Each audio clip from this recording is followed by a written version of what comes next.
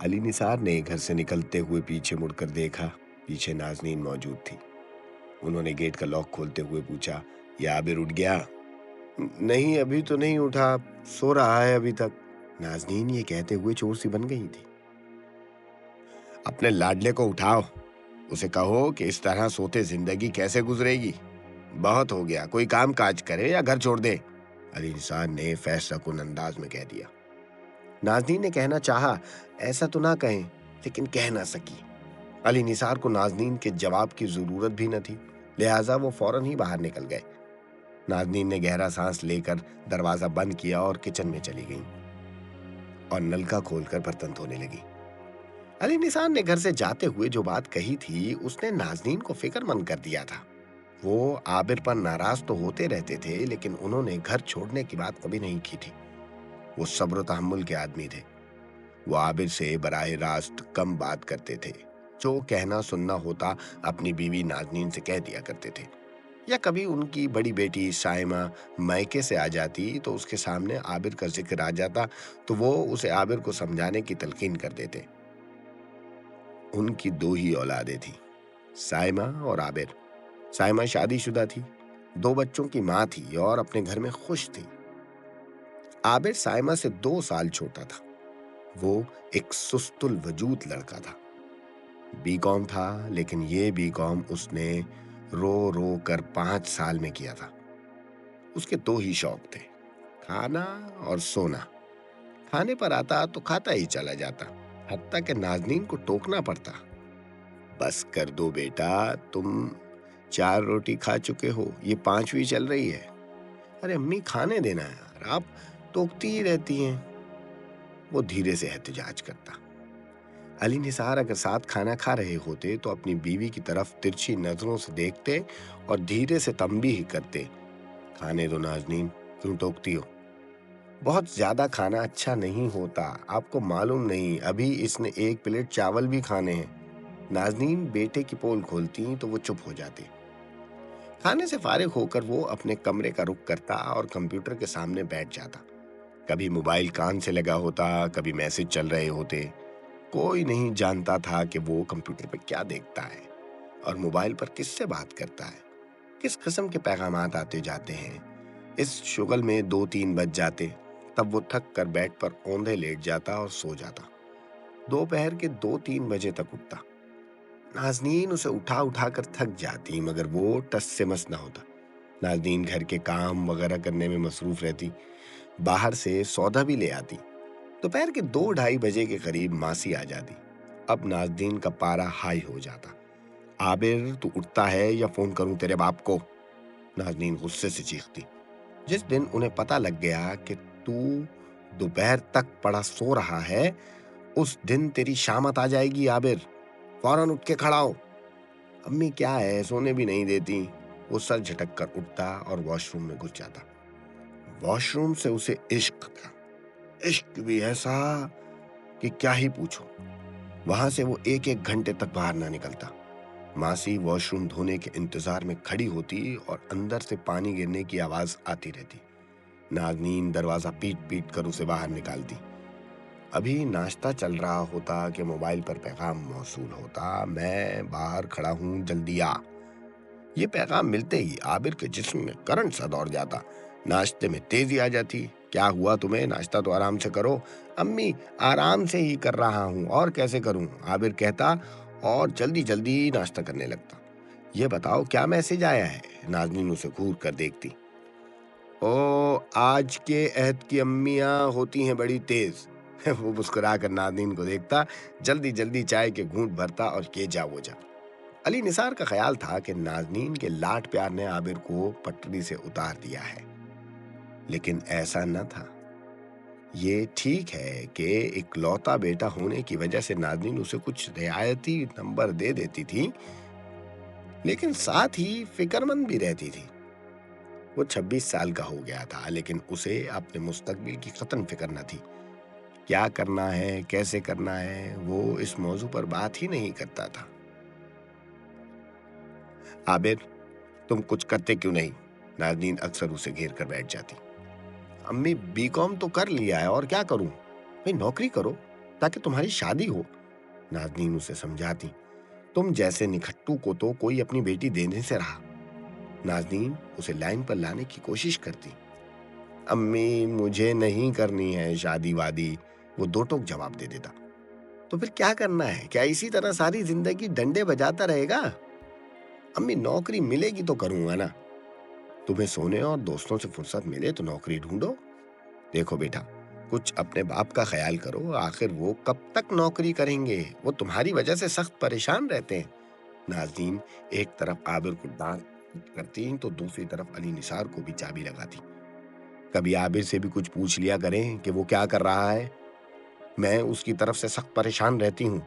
اس لڑکے کو اپنی کوئی فکر نہیں ہے، وہ آپ کا بیٹا تو لگتا ہی نہیں ہے، کیا کہوں میں؟ اچھا نازنین بتاؤ میں کیا کروں، بتاؤ مجھے، علی نثار نے پوچھا۔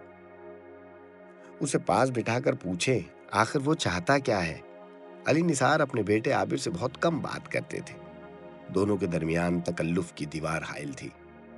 جب نازنین ڈانٹ ڈپٹ پر اصرار کرتی اور سائمہ بھی ان کی ہاں میں ہاں ملانے لگتی تو وہ عابر کو لے کر بیٹھ جاتے، اس دنیا کی اونچ نیچ سمجھاتے، زندگی گزارنے کا طریقہ بتاتے تو عابر جواب میں جی ابو کیے جاتا، جیسے صبح اٹھتے ہی پہلا کام یہ کرے گا کہ نوکری ڈھونڈنے نکل جائے گا۔ کبھی ایسا بھی ہوتا کہ وہ باپ کی نصیحت سن کر صبح صبح گھر سے نکل جاتا، سب سمجھتے لو جی آج عابر صاحب نوکری ڈھونڈ کر ہی واپس آئیں گے۔ جب وہ گھر واپس آتے تو پتہ چلتا وہ صبح صبح دوستوں کے ساتھ پکنک پر نکلے تھے۔ ایک دن سائمہ کے ہاتھ عابر کا موبائل لگ گیا، اس نے سارے میسیجز پڑھ لیے۔ ان پیغامات میں ایک پیغام ایسا تھا کہ وہ اسے پڑھ کر پریشان ہو گئی۔ چھٹی کا دن تھا، علی نثار گھر پر موجود تھے، عابر کہیں باہر نکلا ہوا تھا۔ وہ گھر سے عجلت میں نکلا تھا، شاید اسی وجہ سے اپنا موبائل گھر پر بھول گیا تھا۔ سائمہ نے ایسے ہی موبائل میں موجود پیغامات پڑھنے شروع کر دیے۔ ہر طرح کے پیغامات تھے، ان میں چند فحش بھی تھے۔ ان میں ایک میسج اتنا تکلیف دہ تھا کہ وہ سن ہو کر رہ گئی۔ وہ میسج فحش نہ تھا، فحش ہوتا تو شاید وہ اس قدر پریشان نہ ہوتی۔ سائمہ نے پہلے سوچا کہ نازنین کو دکھائے، لیکن نازنین کو دکھانے کا کوئی فائدہ نظر نہ آیا۔ وہ اس سلسلے میں کوئی خاص قدم اٹھانے کی پوزیشن میں نہیں تھی۔ یہ بھی ممکن تھا کہ وہ اس پیغام کو غیر اہم جان کر نظر انداز کر جاتی۔ بہتر یہی تھا کہ علی نثار سے بات کی جاتی۔ سائمہ نے عابر کا موبائل باپ کے ہاتھ میں دینے کے بجائے وہ میسج اپنے موبائل میں منتقل کیا اور باپ کے پاس پہنچ گئی۔ ابو مجھے آپ سے کچھ بات کرنا تھی۔ سائمہ علی نثار کے بیڈ پر آہستہ سے بیٹھ گئی۔ علی نثار اخبار پڑھ رہے تھے۔ انہوں نے اخبار ایک طرف رکھا اور سنبھل کر بیٹھتے ہوئے بولے، کوئی خاص بات ہے بیٹا؟ جی ابو، میں آپ کو ایک میسج پڑھوانا چاہتی ہوں، یہ میں نے اپنے موبائل پر عابر کے موبائل سے منتقل کیا ہے۔ سائمہ نے تمہید باندھی۔ عابر کا موبائل تمہارے ہاتھ کیسے لگ گیا بھائی؟ علی نثار نے پوچھا۔ ابو اتفاق سے وہ اپنا موبائل گھر بھول گیا ہے، سائمہ نے فوراً بتایا۔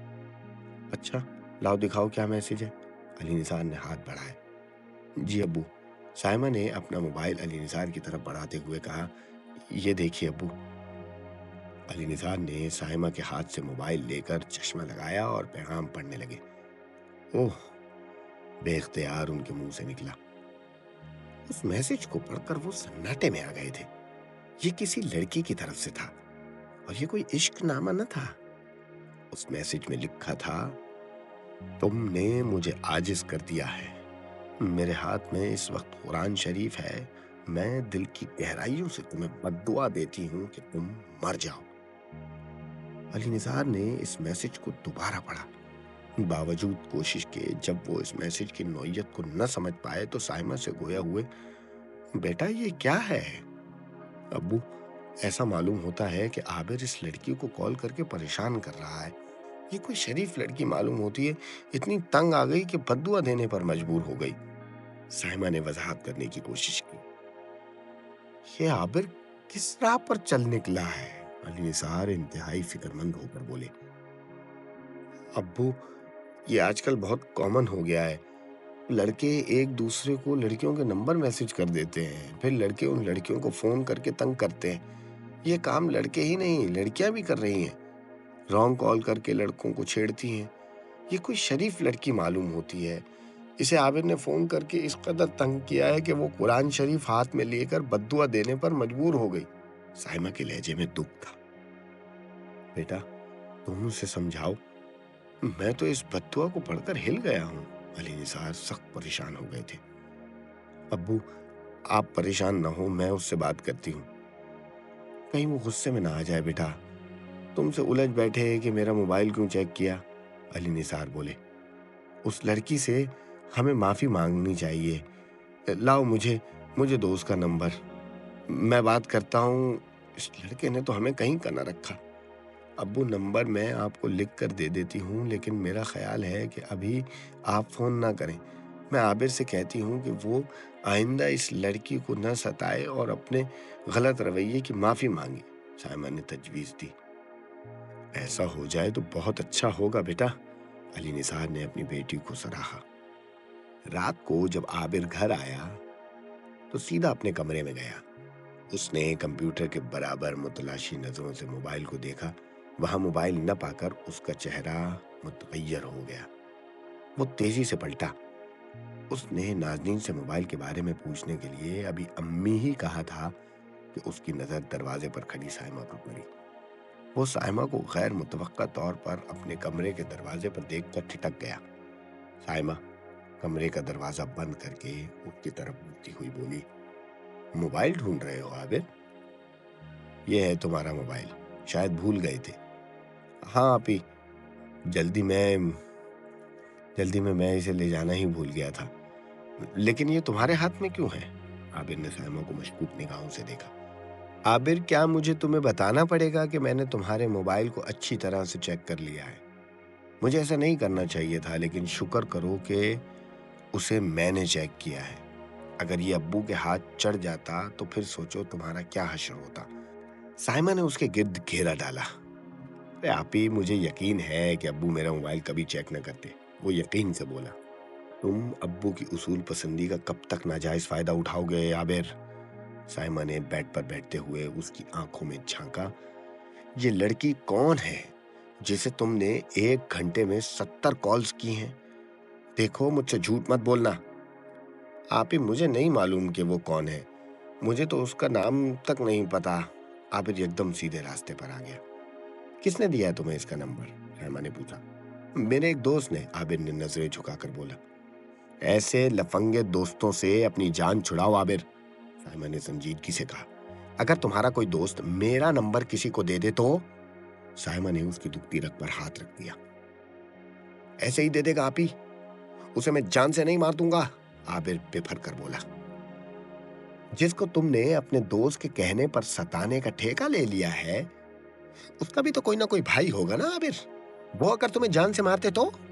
साइमा अपने गुस्से को दबाते हुए बोली। आबिर ने कुछ बोलने की कोशिश की, लेकिन बोल नहीं सका। मुझसे वादा करो कि आइंदा तुम इसे फोन नहीं करोगे। ठीक है आपी, ठीक है, मैं इसे बिल्कुल फोन नहीं करूंगा। आबिर ने सर झुका लिया। उसने कुरान शरीफ हाथ में लेकर तुम्हारे मरने की बद्दुआ की है। उससे माफी मांगो। उससे कहो कि आइंदा तुम उसे कभी नहीं सताओगे। माफी मांगो उससे, कहो कि वो तुम्हें माफ कर दे। ठीक है आपी, ठीक है आपी, मैं करता हूं उसे।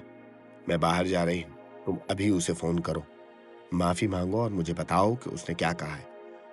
जी अच्छा अभी मैं अभी करता हूँ फोन, आबिर फर्माबरदारी से बोला। साइमा ने मोबाइल आबिर के हाथ में दिया और कमरे से निकल आई। 5 मिनट के बाद ही आबिर ने अपने कमरे का दरवाजा खोलकर आवाज दी, आपी। हाँ अच्छा, आ रही हूँ। साइमा के कमरे में आने के बाद आबिर ने दरवाजा बंद कर लिया और खाली निगाहों से उसे देखने लगा। हाँ क्या हुआ? आपी, मैंने उसे सताने की माफी मांग ली है और आइंदा फोन न करने का वादा भी कर लिया है, आबिर ने बताया। क्या बोली वो? साइमा ने पूछा।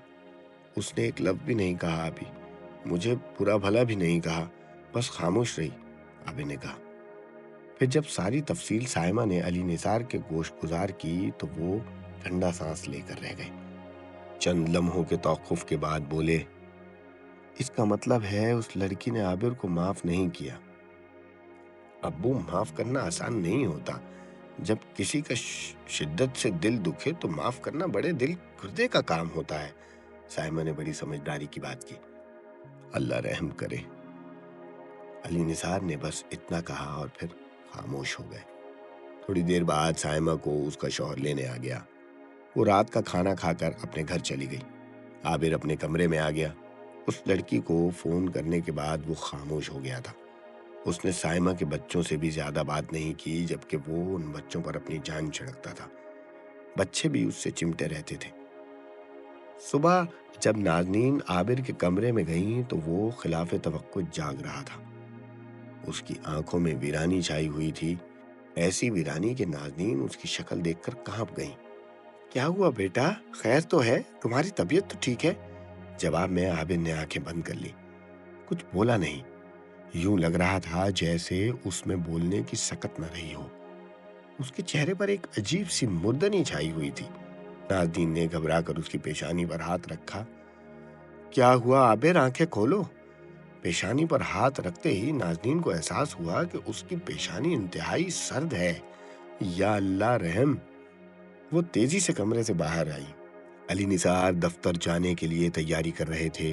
نازنین کو ہراسا دیکھ کر بولے، خیریت تو ہے؟ عابر کو دیکھیں، وہ ٹھنڈا ہو رہا ہے. نازنین گھبرا کر بولی. ٹھنڈا ہو رہا ہے؟ علی نثار تیزی سے اس کے کمرے کی طرف بھاگے. عابر بے سدھ لیٹا ہوا تھا، آنکھیں بند تھیں. علی نثار تیزی سے عابر کے کمرے میں داخل ہوئے. وہ بے اختیاری سے بولے، عابر عابر کیا ہوا بیٹا؟ انہوں نے اس کی پیشانی پر ہاتھ رکھا. ٹھنڈی برف ہو رہی تھی. انہوں نے اس کے ہاتھ پاؤں چھوئے، وہ بھی برف کی طرح ٹھنڈے ہو رہے تھے. عابر بیٹا آنکھیں کھولو، نازنین نے اس کے گال تھپتھپاتے ہوئے کہا. عابر نے اپنی آنکھیں کھولنے کی کوشش تو کی لیکن نہ کھول پایا. نازنین جلدی کرو، تھرمامیٹر لاؤ. نازنین کھڑی ہوئی اور اپنے کمرے کی طرف بھاگی. چند لمحوں بعد وہ واپس آئیں تو ان کے ہاتھ میں تھرمامیٹر تھا. علی نثار نے تھرمامیٹر اپنے ہاتھ میں لے کر اسے واش روم میں دھویا اور جھٹک کر تھرمامیٹر پر نظر ڈالی. پارا نیچے آ چکا تھا. انہوں نے تھرمامیٹر عابر کے منہ کی طرف بڑھاتے ہوئے کہا، منہ کھولو عابر. عابر نے فوراً ہی منہ کھول دیا. علی نثار نے تھرمامیٹر اس کے منہ میں رکھتے ہوئے گھڑی پر نظر ڈالی. 2 منٹ کے بعد تھرمامیٹر منہ سے نکال کر اس پر نظر ڈالی تو سخت پریشان ہو گئے. کتنا ہے؟ نازنین نے پوچھا. 106 علی نثار نے بتایا. 106؟ نازنین کانپ کر رہ گئیں. کہیں یہ تھرمامیٹر خراب تو نہیں؟ ہو سکتا ہے. جاؤ پڑوس سے لے آؤ، علی نثار نے کہا. میں لاتی ہوں. نازنین فوراً گھر سے نکل گئیں. علی نثار نے عابر کے چہرے پر نظر ڈالی. وہ آنکھیں بند کیے بے سدھ لیٹا تھا. انہوں نے اس کی پیشانی پر ہاتھ رکھا تو عابر نے آنکھیں کھول دی. اس کی آنکھیں دیکھ کر علی نثار دہل گئے. ویرانی سی ویرانی تھی. بے اختیار ان کا دھیان میسج کی طرف چلا گیا. بد دعا کے خیال نے انہیں تڑپا دیا تھا. ان کی آنکھیں بھر آئیں. دل سے دعا نکلی، یا اللہ میرے بیٹے پر رحم کر، اس کی غلطی کو معاف فرما دے، اسے بد دعا سے بچا میرے مالک. وہ آنکھوں میں آنسو بھرے گڑ گڑا کر دعا مانگتے گئے. اتنے میں نازنین لوٹ آئیں. کچن میں جا کر انہوں نے تھرمامیٹر دھویا اور تیزی سے علی نثار کی طرف بڑھی. کیا کر رہی ہو نازنین؟ جلدی آؤ، اتنی دیر کیوں لگا دی؟ وہ کوثر جو ہے تھرمامیٹر ڈھونڈ رہی تھی. نازنین نے تھرمامیٹر انہیں دیتے ہوئے بتا دیا. علی نثار نے گھڑی دیکھتے ہوئے عابر کے منہ میں تھرمامیٹر رکھ دیا. اتنے میں دروازے پر دستک ہوئی. جاؤ نازنین دیکھو دروازے پر کون ہے. نازنین دروازے کی طرف بڑھی. علی نثار نے عابر کے منہ سے تھرمامیٹر نکال کر چیک کیا تو پارا 106 درجے پر پہنچ چکا تھا. دروازے پر شوکت بھائی تھے، ان کے پڑوسی. انہوں نے نازنین کو دروازے پر دیکھ کر پوچھا، کتنا ہے بخار؟ جی وہ چیک کر رہے ہیں، نازنین نے کہا اور دروازہ کھول دیا. شوکت بھائی جلدی سے اندر آ گئے اور اندر آ کر پوچھا، ہاں کتنا ہے بخار؟ وہی 106. یہ تو بہت زیادہ ہے یار، عابر کو فوراً اسپتال لے جانا چاہیے. شوکت بھائی نے فکر مند ہو کر بولے، میں ایمبولنس کو کال کرتا ہوں. نہیں شوکت، میرا خیال ہے کہ میں اسے گاڑی میں لے جاتا ہوں. ایمبولنس آنے میں جانے کتنا وقت لگے. عابر کی حالت ایسی نہ تھی کہ وہ اپنے قدموں پر چل کر گاڑی تک پہنچتا. شوکت بھائی اور علی نثار نے سہارا دے کر کسی طرح گاڑی تک پہنچایا اور وہ ایک قریبی اسپتال کی جانب روانہ ہو گئے. اسپتال پہنچ کر شوکت اور علی نثار نے عابر کو ویل چیئر پر بٹھایا اور ایمرجنسی کی طرف بڑھے. پیچھے نازنین تھی. ابھی وہ راہداری میں تھے کہ ایک انتہائی بلند آواز سنائی دی، یا اللہ مجھے موت دے دے۔ نثار نے پریشان ہو کر سامنے دیکھا۔ ناظرین سہم کر علی نثار کے پیچھے ہو گئی۔ اللہ سے موت مانگنے والا اسٹریچر پہ سامنے ہی بیٹھا تھا۔ دیکھنے میں وہ مریض نہ لگتا تھا، ادھیڑ عمر کا شخص ہوگا۔ وہ بلند آواز میں تسلسل کے ساتھ بد دعا کیے جا رہا تھا، یا اللہ مجھے موت دے دے، یا اللہ مجھے موت دے دے، یا اللہ مجھے موت دے دے۔ جانے وہ شخص کس قرب میں تھا، موت کی دعا مانگے جا رہا تھا۔ عابر کو ایمرجنسی میں ابتدائی معائنے کے بعد تیزی سے انتہائی نگہداشت کے کمرے میں لے گئے اور وہ تینوں باہر ہی بیٹھ گئے۔ موت مانگنے والے شخص کو دیکھ کر علی نثار کی کیفیت عجیب سی ہو گئی تھی۔ انہوں نے کبھی کسی شخص کو اپنے حق میں بد دعا کرتے نہیں دیکھا تھا۔ موت مانگنا ایک طرح سے خودکشی کے مترادف تھا۔ اللہ سے اچھے کی امید رکھنا چاہیے، دعا مانگنا چاہیے، زندگی کی بھیک مانگنا چاہیے۔ جانے اس شخص پر کیا بیت رہی تھی، جانے وہ کس اذیت میں مبتلا تھا۔ دیکھنے میں وہ اچھا خاصا تھا، پھر جانے وہ تڑپ تڑپ کر موت کی بھیک کیوں مانگ رہا تھا۔ سوچتے سوچتے علی نثار کا ذہن اپنے بیٹے کی طرف منتقل ہوا اور انہوں نے اس کی زندگی کے لیے دعائیں مانگنا شروع کر دی۔ وہ جیسے بھی تھا ان کا اکلوتا بیٹا تھا، وہ اسے موت کے منہ میں جاتا نہیں دیکھ سکتے تھے۔ اس شخص کے بارے میں بعد میں معلوم ہوا کہ آدھے گھنٹے کے اندر اس کا انتقال ہو گیا تھا۔ وہ کینسر کا مریض تھا۔ عابر کے آئی سی یو میں پہنچنے کے بعد اس سے پہلے کہ علاج شروع ہوتا اس کا ٹیمپریچر معجزانہ طور پر نارمل ہو گیا۔ ڈاکٹروں کے لیے یہ بات حیرت کا باعث بنی کہ ایسا کیسے ہو گیا، لیکن ایسا ہو گیا تھا۔ 2-3 گھنٹے اسے احتیاطاً اسپتال میں رکھا گیا، پھر چند دوائیں دے کر رخصت کر دیا گیا۔ سائمہ عابر کے اسپتال پہنچنے کا سن کر اپنے شوہر اسلم کے ساتھ اسپتال پہنچ گئی تھی۔ وہ سب ایک ساتھ ہی اسپتال سے نکلے۔ ابھی وہ گاڑی میں بیٹھ رہے تھے کہ ایک فقیر نے علی نثار کا راستہ روک لیا۔ اس فقیر نے علی نثار کی آنکھوں میں آنکھیں ڈال کر صدا لگائی، صدقہ دے دے بابا، تیرے بیٹے کی جان بچ گئی، تیری دعا کام آ گئی، صدقہ دے دے بابا۔ فقیر کے اس انکشاف پر علی نثار ہی نہیں سب حیرت زدہ رہ گئے تھے۔ اس فقیر کو عابر کے بارے میں کیسے معلوم ہوا؟ اسے نہ صرف یہ معلوم تھا کہ عابر کی جان بچی ہے، بلکہ وہ یہ بھی جانتا تھا کہ علی نثار کی دعا نے عابر کی جان بچائی ہے۔ علی نثار نے اپنے بیٹے کی زندگی کے لیے اس قدر تڑپ کر دعا مانگی تھی، یہ بات تو علی نثار کے سوا ابھی کسی کو نہ معلوم تھی۔ علی نثار نے جیب سے بٹوا نکال کر اس میں سے جو نوٹ پہلے ہاتھ میں آیا وہ انہوں نے فقیر کے ہاتھ میں رکھ دیا۔ وہ 500 روپے کا نوٹ تھا۔ فقیر نے یہ دیکھے بغیر کہ نوٹ کتنے کا ہے اپنی مٹھی میں دبا لیا جیسے کوئی کاغذ کا ٹکڑا ہو۔ پھر وہ گاڑی کے پیچھے دروازے کی طرف آیا۔ اس نے عابر پر نظریں جمائیں اور بے نیاز لہجے میں بولا، تجھے دنیا ڈھونڈ رہی ہے۔ اتنا کہہ کر وہ سیدھا ہوا اور تیزی سے ایک طرف کو چلا گیا۔ علی نثار نے ایک گہرا سانس لیا، یا الہی، یہ تیرے پراسرار بندے، انہوں نے اپنے دل میں دہرایا اور گاڑی سٹارٹ کر دی۔ ابو، یہ فقیر کیا کہہ رہا تھا؟ سائمہ نے پوچھا۔ وہ پچھلی سیٹ پر عابر کے ساتھ ہی بیٹھی تھی۔ اس کا شوہر موٹر سائیکل پہ تھا۔ وہ بچے ساس کے پاس چھوڑ کر آئی تھی اور شوکت بھائی عابر کی حالت سنبھلنے کا سن کر گھر چلے گئے تھے۔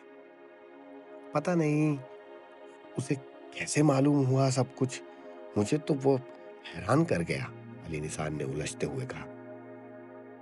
ابو، کیا عابر واقعی موت کے منہ میں چلا گیا تھا؟ ہاں بیٹا، مجھے جب محسوس ہوا کہ اس کی زندگی ختم ہو رہی ہے تو میرے دل سے بے اختیار دعا نکلی اور میرے منہ سے کچھ ایسا نکل گیا جس کی مجھے توقع نہ تھی۔ ابو، آخر آپ کے منہ سے ایسا کیا نکل گیا کہ اللہ نے آپ کی دعا رد نہ کی؟ سائمہ نے گہری دلچسپی سے پوچھا۔ علی نثار نے کوئی جواب نہ دیا۔ وہ خاموش ہو گئے جیسے فیصلہ کر رہے ہوں کہ بتائیں یا نہیں بتائیں۔ ابو بتائیں نا، سائمہ نے باپ کو خاموش دیکھ کر اصرار کیا۔ چھوڑو بیٹا، اللہ کا شکر ادا کرو کہ تمہارے بھائی کو دوسری زندگی مل گئی، اللہ نے اسے بچا لیا، علی نثار نے ممنون احسان ہوتے ہوئے کہا۔ ساتھ ہی بیٹھی ناظرین نے شکر گزاری کی، یا اللہ تیرا شکر ہے تو نے میرے بیٹے کی جان بچا لی۔ اس وقت عابر بالکل خاموش بیٹھا تھا۔ اس نے فقیر کی بات سنی تھی۔ سائمہ اور باپ کے درمیان جو مکالمے چل رہے تھے وہ بھی اس کے کانوں میں پڑ رہے تھے۔ اس کا بخار 106 درجے تک پہنچ گیا تھا۔ اسے دوسری زندگی ملی تھی۔ گھر سے اسپتال تک اس پر کیا گزری تھی اس کا اسے پوری طرح ادراک نہ تھا۔ ابو نے جب اس کے منہ میں تھرمامیٹر لگایا تھا تو اس نے ایک نظر آنکھیں کھول کر دیکھا تھا۔ اس کے بعد اس پر غفلت طاری ہو گئی تھی۔ اسے ہوش نہیں رہا تھا۔ اسے اسپتال جا کر ہوش آیا تھا اور پھر بہت تیزی سے اس کی حالت سنبھلتی چلی گئی تھی۔ اب وہ اپنے بارے میں عجیب و غریب باتیں سن رہا ہے۔ کیا واقعی وہ موت کے منہ میں چلا گیا تھا؟ کیا واقعی اسے نئی زندگی ملی ہے؟ جی ابو، سائمہ نے پھر علی نثار کی توجہ دعا کی طرف مبذول کرا دی۔ بیٹا گھر چلو پھر اطمینان سے بتاؤں گا، علی نثار نے کہا۔ سائمہ نے ضد نہ کی۔ اسے اندازہ ہو گیا تھا کہ ابو عابر کے سامنے بات کرنے سے گریز کر رہے ہیں یا پھر بتانا نہیں چاہتے تھے، لیکن سائمہ چھوڑنے والوں میں سے نہ تھی۔ اس نے گھر پہنچتے ہی باپ کا ہاتھ پکڑا اور علی نثار کو ڈرائنگ روم میں لے آئی اور انہیں صوفے پر بٹھاتے ہوئے خود بھی ان کے ساتھ بیٹھ گئی۔ ابو جلدی سے بتا دیں اس سے پہلے کہ سب لوگ ادھر آ جائیں۔ اچھا بیٹا بتاتا ہوں۔ بیٹا جب میں نے عابر کی پیشانی پر ہاتھ رکھا اس نے آنکھیں کھولی تھی۔ اس کی آنکھیں دیکھ کر میرا دل بیٹھ گیا تھا۔ اس کی آنکھوں میں انتہائی ویرانی تھی، مردنی چھائی ہوئی تھی۔ اس کی آنکھیں دیکھ کر جانے کیوں میرا دھیان اس لڑکی کی بددعا کی طرف چلا گیا۔ مجھے یوں لگا جیسے اس کی بددعا کارگر ہو گئی ہے۔ عابر بس چند لمحوں کا ہے۔ تب میں نے فوراً اللہ سے رحم کی بھیک مانگی اور بددعا سے بچاؤ کی درخواست کی۔ پھر بے اختیار میرا جی چاہا کہ میں اپنی زندگی کے بدلے عابر کی زندگی مانگ لوں۔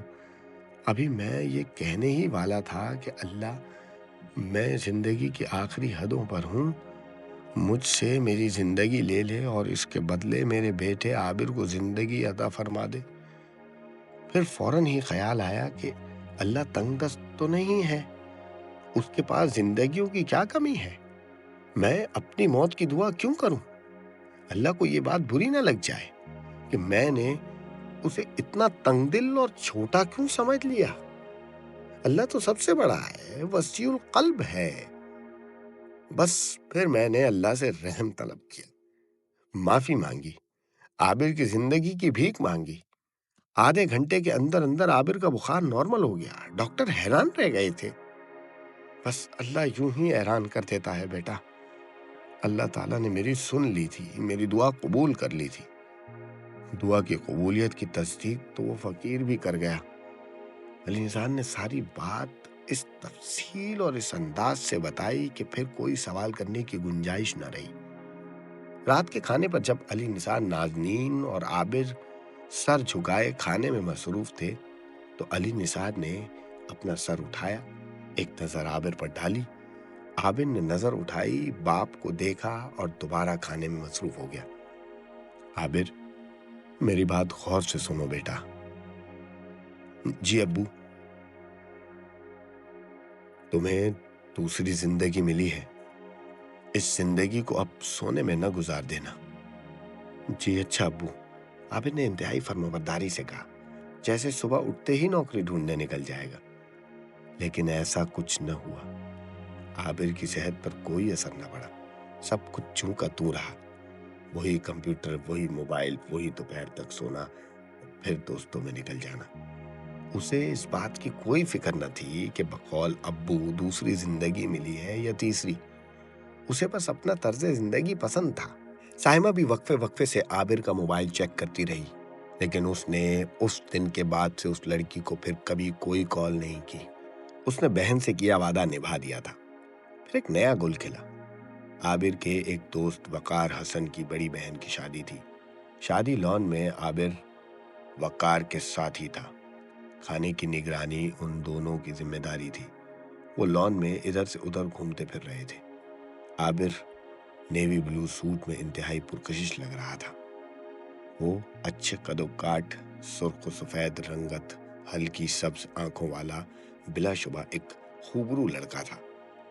उसकी मुस्कुराहट में बहुत जान थी। वो हुजूम में अलग ही नजर आता था।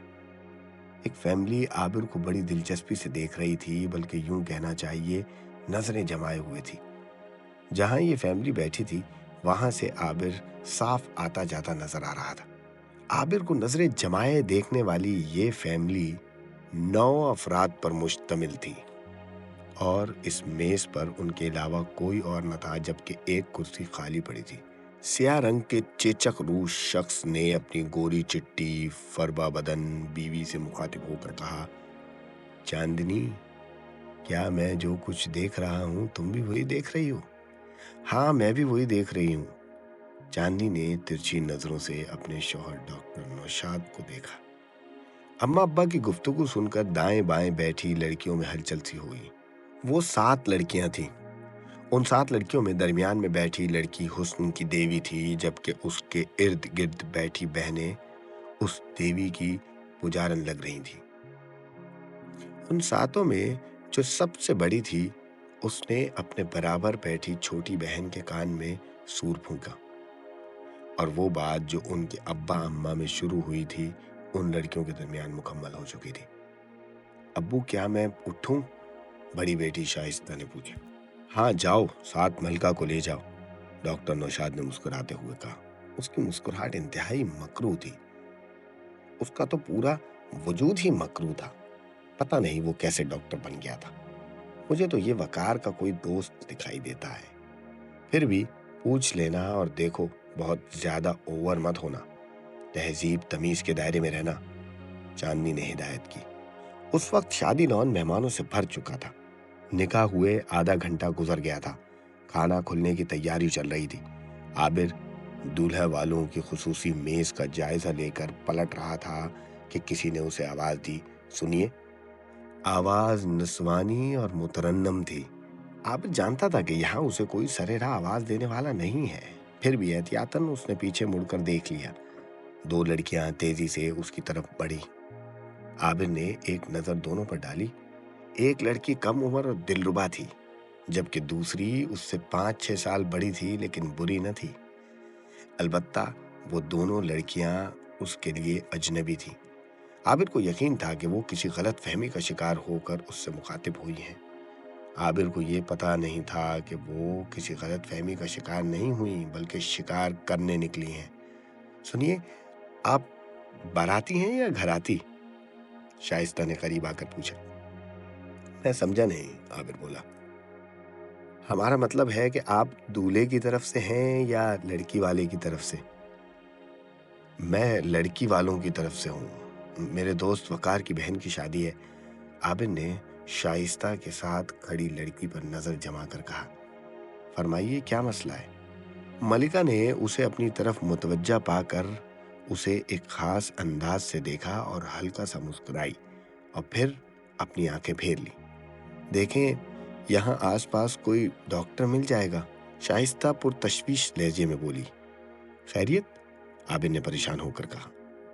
हमारे वालिद की अचानक तबीयत खराब हो गई है। शाइस्ता के लहजे में घबराहट दर आई।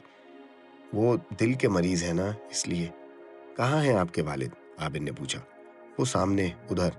शाइस्ता ने चेहरे पर घबराहट लेकिन अंदर मुस्कुराहट बिखेरते हुए जवाब दिया और वो दोनों तेजी से आगे बढ़ी। 2-4 मेज छोड़कर डॉक्टर नौशाद की फैमिली विराजमान थी। आबिर उस मेज के नजदीक पहुंचा तो उसने लड़कियों के वालिद को पूरे इत्मीनान से सिगरेट पीते हुए पाया। वो बड़ा हैरान हुआ। डॉक्टर नौशाद अपनी बेटियों को देखते ही उठकर खड़ा हो गया और तेजी से बोला, तुम लोग कहाँ चली गई थी बगैर बताए? अब्बू, आपने दिल पर हाथ रखा तो हमें फौरन तशवीश हो गई कि कहीं दिल में तकलीफ ना शुरू हो गई हो। हम उनको लेकर आए हैं ताकि आपको अस्पताल ले जाया जा सके। अब्बू, आप नहीं जानते कि आप हमारे लिए किस कदर कीमती हैं। शाइस्ता ने फौरन अपनी आंखों में आंसू भर लिए। अरे मेरी बच्ची, मैं बिल्कुल ठीक हूँ। डॉक्टर नौशाद ने शाइस्ता को अपने नजदीक कर लिया। तुमने खामखा इनको परेशान किया है। वो एक हल्का सा दर्द उठा था, जबान के नीचे गोली रख ली, बस ठीक हो गया। अब अपनी ही बातों में लगे रहोगे? या इस शरीफ लड़के का भी शुक्रिया अदा करोगे कि ये हमारी मदद को दौड़े चला आया। बेटा, आपका क्या नाम है? इस बार चांदनी ने कमान अपने हाथ में ले ली। जी, मेरा नाम आबिर है, आबिर ने मलका की तरफ देखते हुए कहा। उससे नजरें हटाना आसान न था। बड़ा प्यारा नाम है बेटा। चांदनी ने तारीफ करने में जरा भी देर न लगाई और फिर डॉक्टर नौशाद की तरफ देखा। डॉक्टर नौशाद पहले ही एक्शन में आ चुका था। उसने आगे बढ़कर आबिर से पुरजोश अंदाज में हाथ मिलाया और कंधे पर हाथ रखकर बड़े प्यार भरे अंदाज में बोला, बेटा माफ करना, इन बेवकूफ लड़कियों ने आपको परेशान कर दिया। मैं बड़ा शर्मिंदा हूँ। फिर कुर्सी की तरफ इशारा करते हुए बोला, 2 मिनट हमारे पास बैठेंगे? आबिर ने खाली कुर्सी की तरफ देखा। उस कुर्सी के बराबर मलका बैठी हुई थी। उसने फौरन कुर्सी संभाल ली। गुर्बत का इससे बेहतर मौका मिलना फिलहाल मुमकिन न था। ये कौन लोग हैं जो आबिर को इस तरह अपने पास बुला रहे हैं? ये क्यों आबिर को उस खाली कुर्सी पे बिठा रहे हैं? ये आबिर से क्या जानना चाहते हैं और इसके पीछे इनका क्या राज है? ये सारी बातें हमें इस कहानी के अगले हिस्से में जरूर मिल जाएंगी। मैं कल फिर इस वक्त आपके सामने इस कहानी का अगला हिस्सा लेकर हाजिर हो जाऊंगा। उस वक्त तक के लिए मेरे चैनल को सब्सक्राइब कीजिए, वीडियो को लाइक कीजिए, अपने दोस्तों के साथ शेयर कीजिए। मुझे अपनी दुआओं में याद रखिएगा। अपने आसपास के लोगों से प्यार मोहब्बत से पेश आते रहिए। अल्लाह हाफिज।